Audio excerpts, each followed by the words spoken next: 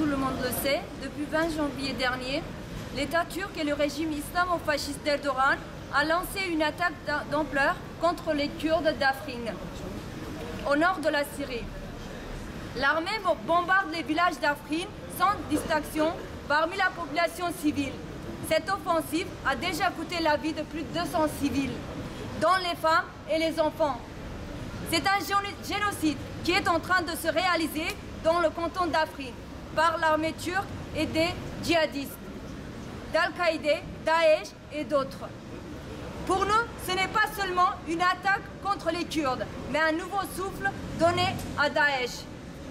Les forces kurdes de YPG ont combattu farouchement les djihadistes de Daesh avec le soutien de la coalition internationale, dont la France fait partie.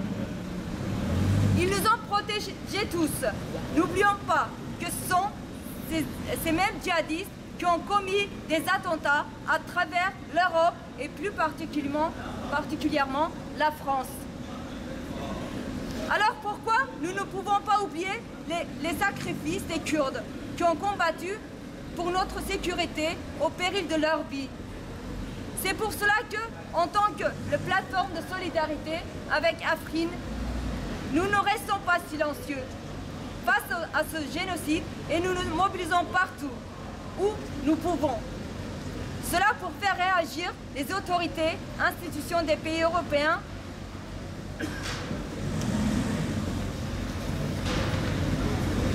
pour briser leur silence et qu'ils arrêtent ce génocide avant qu'il soit trop tard.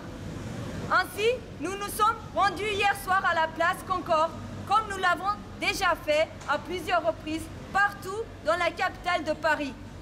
Notre façon de manifester est purement démocratique, pour faire entendre notre voix.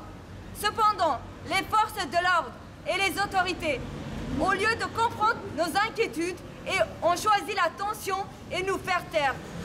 Ils ont attaqué une manifestation pacifique qui avait rassemblé les mères, les enfants, les personnes âgées de plusieurs origines. À l'issue de cette attaque, près de 20 personnes ont été blessées, dont certains à la tête et gravement, et 120 gardes à vue. Le gaz lacrymogène était utilisé contre des civils qui n'avaient que des drapeaux et des pancartes. Nous dénonçons cette attaque et nous considérons que l'attitude des forces de l'ordre n'est qu'une approche de l'État français vis-à-vis de ce génocide commis à Afrin. Vive la solidarité internationale des peuples, vive la résistance d'Afrin.